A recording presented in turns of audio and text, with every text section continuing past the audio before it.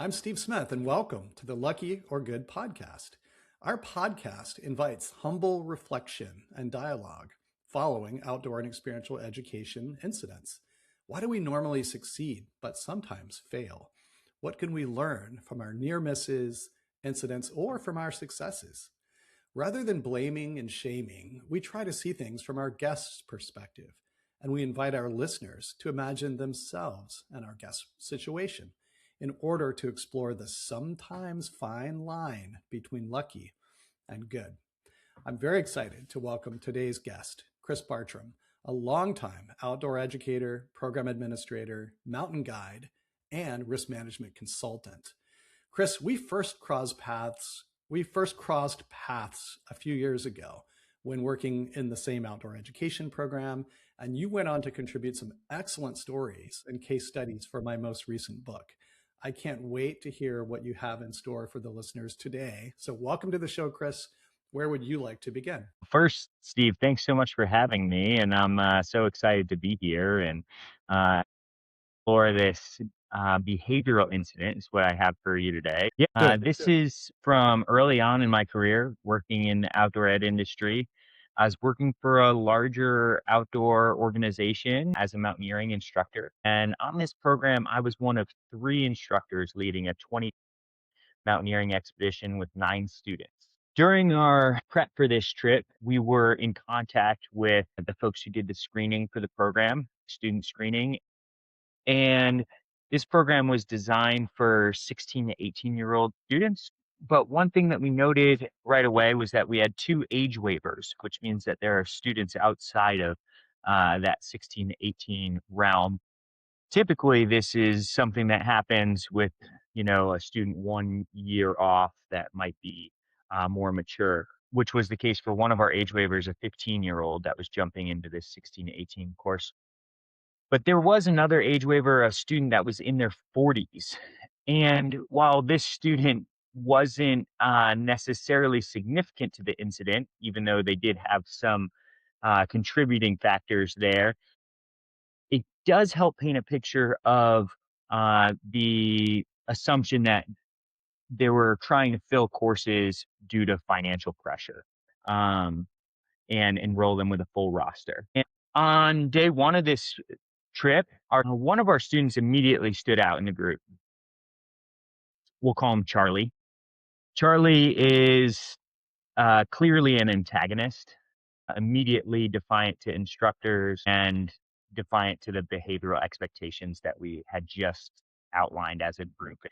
It started off by him telling what we often call war stories about partying and general juvenile misconduct. And a couple of his peers in the group approached the instructor team that evening and said that they were really uncomfortable with the stories and the environment which he was creating.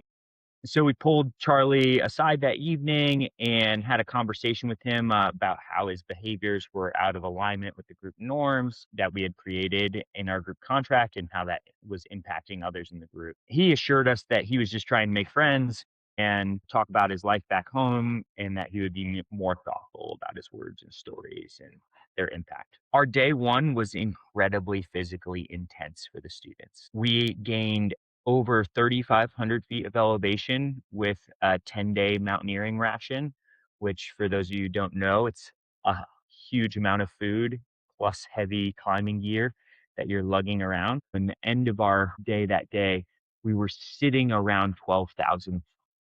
So it resulted in significant altitude sickness, fatigue, and on top of it, that night we had intense weather, including over 50-mile-per-hour winds and hail. And this just put us in this position where we were really struggling from the start. Ultimately, that itinerary was due to permit constraints. So we have the kind of government regulation bit here and how that kind of layers in. And ultimately, the decision for where we went was maybe a managerial oversight because there was nowhere to camp along that 3,500 feet of elevation gain. So there was nowhere else to break along the way. We were kind of going up a talus field there. So what this means to me is just that we didn't set the student group up for success here either. Ultimately, this sent our students into really challenging group dynamics almost immediately rather than having time to go through the forming stage of group development, showing them best selves and seeing how they fit within the group and getting some foundational norms kind of established. We immediately went into storming stage where the group's in a stressful environment due to the inflexible itinerary and the weather. They just were at each other's throats straight away due to the amount of stress they were experiencing in this first day. This was exemplified with numerous group conflicts, including arguments over critical view of the team, people in singling out people who were slower or struggling. And on day two, we actually had to take a full rest day because the whole team was so altitude sick that they were unable to move camp that day. And the next 2 days, we went on backpacking. In this time, Charlie continued to be an antagonist, demonstrating a complete lack of empathy for his peers who were struggling, being confrontational in most interactions. And in hindsight, I see Charlie as a student who is experiencing a lot of stress in this time, both from the social situation, because he had immediately isolated himself with his behavior, as well as the external stressors of physical stress and weather and being in a new environment. I recall like one moment where he had a outburst as we backpacked up to a high pass. He was upset with our older student who was not adequately physically prepared for the trip. And as a result, the rest of the group had to carry all of their group gear and walk at a snail's pace. And if I could just highlight, that's the student for whom you had a age waiver. Yes, who was 40 on the course with a bunch of 15 to 18-year olds. And I think that ultimately Charlie's behavior here within the group led to further isolation. And as a part of our regular check-ins with students, one thing we often check with them on their health is their bodily function. So in part of our conversations with Charlie, we found out that he had not had a bowel movement in 4 days, basically since the start of the course. So we sat him down, we said, hey, these are our concerns. You know, the next steps are laxatives or evacuation if this doesn't improve. Unfortunately, later on day 6, we checked in. Charlie still hadn't pooped. So we explained to him that we need him to take laxatives or we're going to need to evacuate him from the mountains. And Charlie immediately became angry with us, saying that he didn't want to take the laxatives, assuring that it wasn't a big deal, insisted that um, we're wrong. And we said, we're sorry, but these are the options that are available to us out of a concern for your health. And he begrudgingly took the laxatives and stormed off. Shortly after, he came back informing us that he had pooped. At this point, though, unfortunately, due to Charlie's compulsive lying, we didn't trust him enough to believe him, especially after his outburst. And when he came back, I was with the rest of the students helping cook dinner, but he came up to my co-instructor and said, don't you ever force me to take laxatives again, or I'm going to comfort you. And if you ever try to give me any more meds, then I'll fake taking them the way I fake taking my schizophrenia medication out. Now, this is like a double thing for us. One, we're concerned that this student has schizophrenia now and is off his medications. They were concerned that the student might physically harm them. And so now we have that a student who, unbeknownst to us, may be struggling with schizophrenia. We are concerned that we have that he's unstable and unmedicated, and that could be a harm to us, himself, or his peers. And we decided to pull the student aside again, and kind of talk to him and say, hey, these threats aren't going to be tolerated, and then requested more information about his diagnosis and saying that that's not appropriate behavior. And he refused to provide us with any information and said something akin to no more laxatives, no more threats. We contacted our supervisor at this point and asked him to reach out to the parents of the student and get some advice on how to work with him and see if they had any information about this undisclosed potential diagnosis. According to the supervisor, it was difficult to get a hold of the parents, but when he did speak with the father, all the father had to say is he's never been diagnosed with anything and isn't currently on any medications, which kind of left us feeling a little bit duped by the father. Like, you're really not going to give us anything more than that. And you're just going to say it felt like they were hiding something, which is fair. I think one of the big challenges with mental health in our society is the stigma around it. And, a lot of people with mental health support needs are often screened off courses that are deemed inappropriate. And I think that can create a very challenging dynamic, both in screening students and wanting to support students of a wide variety of abilities being on course, and this needing to make sure that course has the appropriate support for the needs that the individual student has, in which case this organization was not designed for and is not set up for supporting a student with those needs. So kind of a challenging dynamic there that I think pervades our industry really, in many ways. Ultimately, after our conversation with our supervisor, we discussed the impact of keeping the student on the program and potential avenues for removal. And due to primarily logistical constraints, at the end of the conversation, the supervisor insisted that we put the student on a behavior contract that is written and that we keep them on course for the remaining 3 days until resupply. Charlie's behavior improved. He wanted to stay and certainly didn't want to go home early and potentially get in trouble with his parents.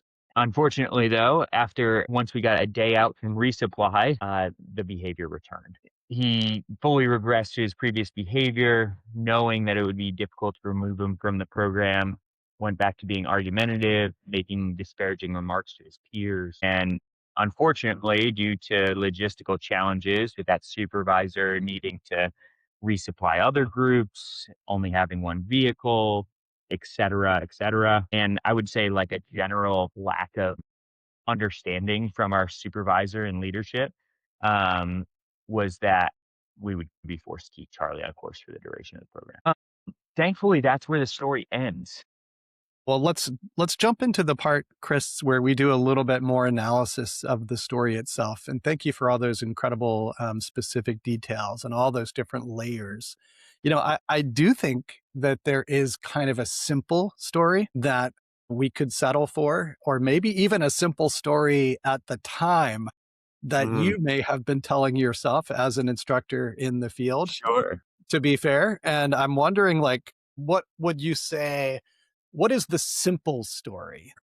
Yeah, I mean, I think this simple story, at least as I told it to myself, which led to some of these impacts that we're going to talk about, is that it felt like we weren't effectively supported by our supervisor in our decision making and assessment of this student. And then I think the other actor in this situation is the organizational pressure to enroll these programs with students that may or may not be the right fit.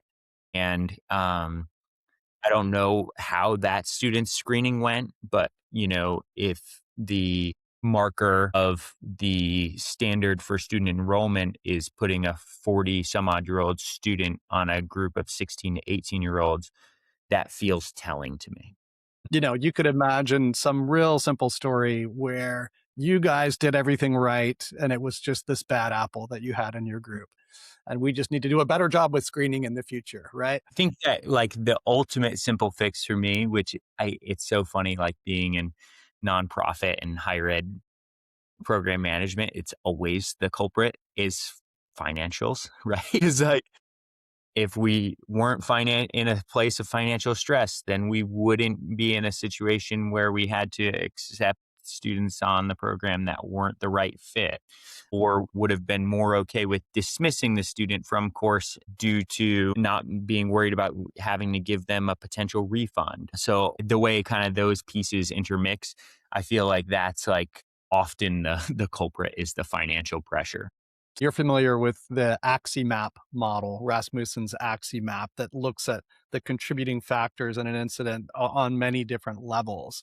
And Yeah. instead of settling for some simple linear story of bad student, bad outcome, or need more money, better program, instead of Yeah. settling for that simple story, the AXIMAP approach, or systems thinking in general, invites us to recognize lots of the different contributing factors and how they interrelate with each other. I'm thinking about things that are more subtle things like permitting on the course that required you to climb 3,500 feet on that very first day when students have already flown in from sea level just to be there, climbing to 12,000 feet due to permitting restrictions. And then we can look at organizational things like financial pressure or the screening questions or the fact that you have these age waiver rules in place that are probably ways to sort of stretch your margins a little bit and accommodate students that the program might not exactly be designed for, right? So, when we start looking at it through that systems thinking lens and seeing all those different pieces together, it forces us to get away from the simple story and the simple fix. Well, funny enough, I started building my own Axie map and thinking through this a bit. And I think that, if we're looking out at like government laws and regulations, I think that permitting is a big challenge. That was a big challenge in kind of the tone of this, just in the way that it impacted it. Like we were restricted to certain areas. We couldn't camp in this area because we didn't have user days. So we had to camp in this area instead. We couldn't evac via this way because it would require an overnight in this location that we didn't have any user days left for. I think in terms of company and management here, I think about the financial pressure a bit. And then also just the organizational management, the way that the organization was designed in a very top down style with, people that are in administrative roles that are designing on itineraries based on a general group as opposed to what these students need. I think the student screening piece comes into the picture here for me as well, in the way that students are screened and what maybe the ways that we talk about student screening or even the title of student screening being leading to this interpretation that a student might be screened off course. And then when I'm thinking about operational management, there's lots of pieces here. This organization did about a month of staff training every year. So there was a large amount of training that went into how we support students on programs and managing these incidents. So that kind of led to us feeling like, oh, well, we have some tools to manage it because of our training.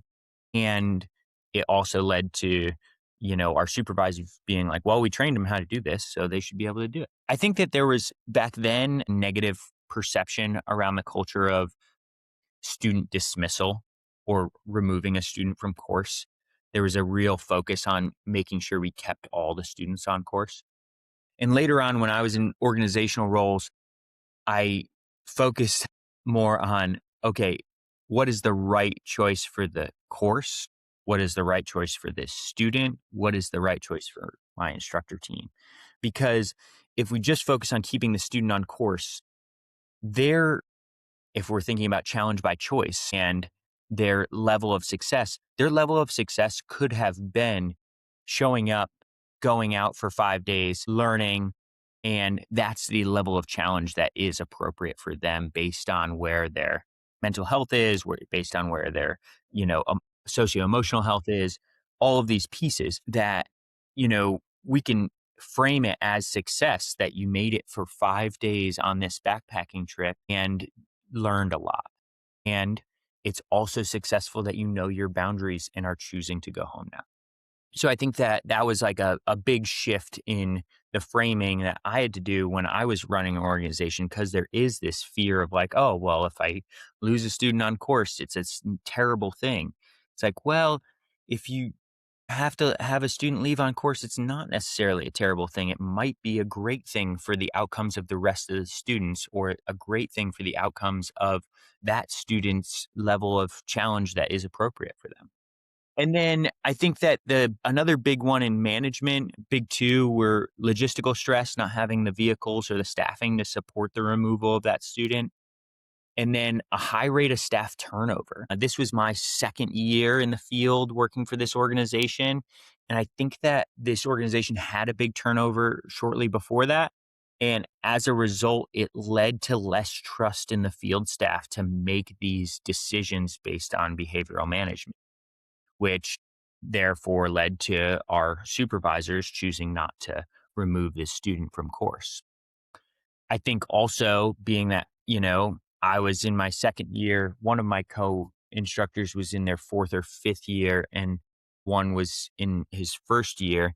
But generally, having a higher rate of staff turnover leads to less tools to effectively manage the behavioral incidents. I think it felt like we had our hands tied, and we were unable to solve the problem or remove the hazard from the situation. And it felt like we were just kind of dealing. Mm, And I think that really did impact the experiences of the other students on the program because they were so mhm. impacted by that one student's behavior. No doubt. Those are some of the factors, the many factors that I'm thinking of that I'm like, oh man, all of these pieces. And yeah, how does that work? I think, do we all need to climb exactly the same peak on the same schedule and get to the same finish line in order to have learned something from the course? I think you're bringing more of a trauma informed lens to something that historically has been defined more by completion of the agenda, completion of the itinerary as the one and only definition of what could possibly constitute success. Absolutely. Yeah. So interesting. So let me ask you the ultimate question here, because I think it's a really complex story, but looking back on the story, Chris, were you lucky or were you good? Well, I've thought a lot about this over many years, and I think that I'll tell you the things that make me feel good and the things that make me feel not good in this story. Okay. The thing that made me feel not good was the impact that I allowed this student to have on the rest of the student's Hmm. experience program. Hmm. Ultimately, typically this program would develop into students being able to summit peaks and travel on their own and learn a lot of autonomy and leadership skills, and many of those goals were impacted by Charlie and our inability to trust Charlie to be a contributing member. And if we had handed off that responsibility, it kind of would have felt more like we were handing off this behavioral challenge to the peers, which didn't feel appropriate. Hmm.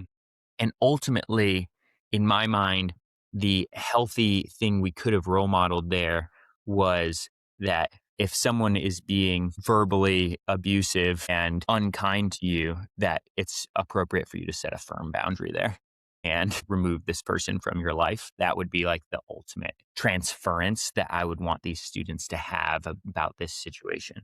That said, that wasn't what happened. The one thing that I did think was good is that, while Charlie's transformance was not what I wanted it to be and didn't necessarily learn the things that I had sought out to teach on this program and didn't embody the values that I did, I think we were very unlucky with our group to start with. Just the challenges that were posed by having a 40-year-old and a student with some significant challenges on the Hmm. program that were unlucky.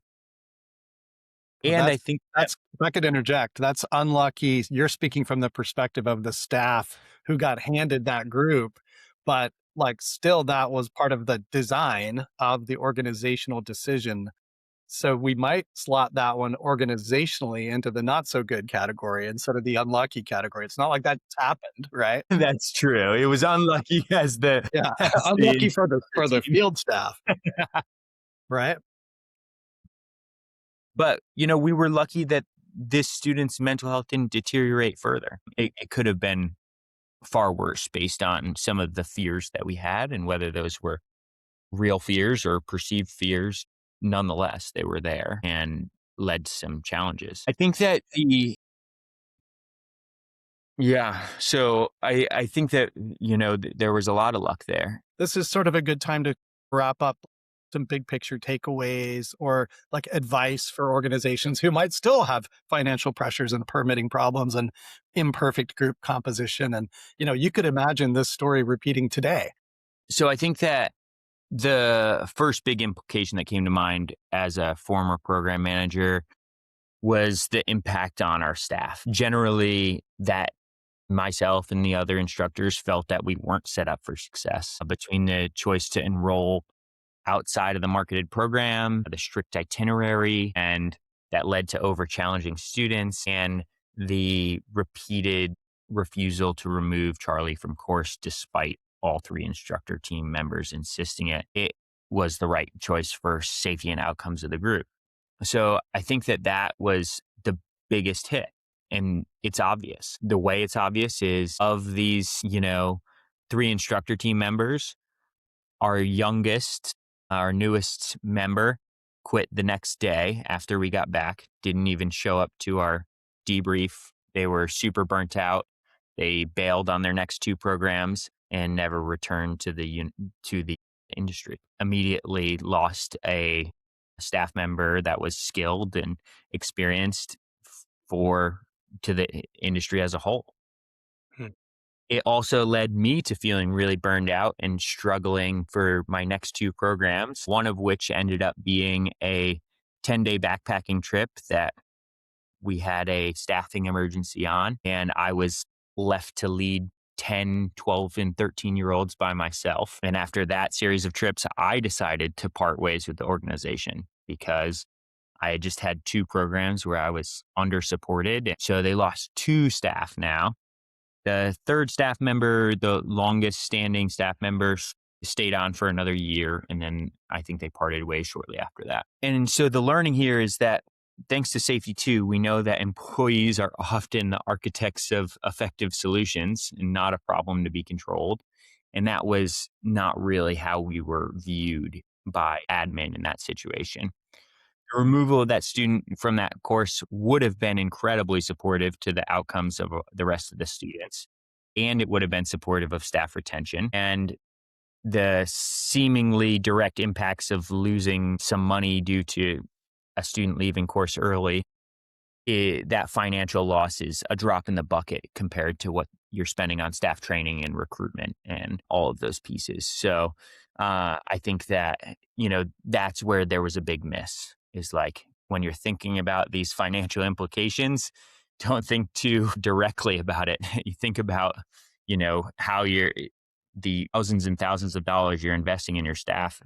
They're the solution. They're where you want to be focusing that energy. And then I think about, just how that student, all of those students on that program are then talking about the course. And I think that while we did our best to create a positive experience for those students, I think, or I know that the impact that one student had on them was a significant spot on their memory of that program. And, what are the long-term impacts of that? How are those students then talking about your program? And, are they excited and telling their friends that they have to go? Or are they like, yeah, it was good, but I had this one terrible student on my program. So, you might end up like that and it might not be an awesome time. And, I think when we're thinking about that, the impact of our programs is often a significant piece of why we do this work. And knowing that, was the impact of this student devaluing the experience of all of these other students? I think back to that end of course ceremony where we award all of the students these congratulations for finishing this program. And it felt like the whole thing was undercut by this student who was in my opinion, was not really deserving of this award and of this completion because they didn't highlight the values of the group because they weren't supportive and good leader to their peers and or a good follower to their peers. And it it makes the value of that completion just feel so demeaned to that person's experience. Hmm. Hmm. And, if we're teaching students about transference and that's the long term goal is that we're teaching them to transfer this learning back to their life, what are they taking away from this? I I really think, I really hear you kind of reflecting on and acknowledging sort of mission relevance to the story and you're sort of grieving, if you will, the extent to which the way that the story played out, even though the participants and everyone did the best that they could and completed the course, that you really didn't feel like the mission was accomplished in the way that you would have hoped. And that's one of the things that I'm hearing you highlighting. Like, although we all got to the end of the course, the mission and the outcomes were not really what you would have. yeah, well said, Steve. We've talked about Rasmussen. We've talked about safety too. Another concept that pops out for me here are the HOP principles. So the Mm, five principles of HOP: people make mistakes, blame fixes nothing, learning and improving is vital, context drives behavior, and how we respond matters. I think there were learning opportunities with all of those, that are part of the story here. But people did make some mistakes. Blame wasn't necessarily going to be the way to fix it. You've done a really nice job of reflecting on it and demonstrating the idea that learning and improving is vital. So you're focusing on learning instead of blaming. You've painted the picture of how context drove a lot of those behaviors and challenges with the group and the permitting and the financial pressures and the context, within which that story is unfolding. You can really see how that was driving some of the behaviors, and then how the organization or your supervisors or the students themselves ultimately responded, really did influence the outcome of that mission relevance piece. So there's sort of a hop lens that you can apply to this case study or this experience of yours as well. So it really seems to me like an organizational incident, not just a story of human error or a bad apple or instructors that should have cared more and tried harder. But that's not the story here. yeah, no, that's great. And what a beautiful summary. Any final words of advice you'd like to offer for people who might find themselves in a similar situation? I think the more I think about organizational management, the more I think about that it is less about managing and more about listening to your people. Listen to your people who are out in front and do your best to support them because um, they're out there doing their best and striving for to meet your outcomes and do everything to the best of their ability. Maybe they need some coaching, maybe they need some support if they don't have the experience, but they're still your front line where you should be getting all your information and learning from. And I think that that's one of the beautiful things about thinking about your team and inverting that hierarchy is like there's so much information at your fingertips from your team out in front. Listen to them, support them, and make decisions that uplift them. I love that, Chris. And you've sort of named, maybe you weren't trying to do this, but you've named a few of the specific positive capacities that Sidney Decker has identified, including deferring to expertise at the ground level, breaking down hierarchies, and ultimately asking people what they need to be safe instead of telling people what to do to be safe. Yeah. Listening to the involving the front line in the safety management as opposed to just expecting them to get the job done and follow the rules and do as they're told. So I think your story really highlights a really important organizational lesson that organizations and supervisors can learn from this because it's going to happen again. We're going to have exactly this same setup with an organization with financial pressure and an imperfect student group and time pressure and permitting restrictions. And your story could be unfolding as we speak right now, and It really it's is. our hope, it's my belief that by you sharing your story with our listeners, that you're really helping people see it from a different perspective and maybe arrive at a solution that either helps that student find the right way to stay on that program or the right way to step down from that program, having still learned something from that experience.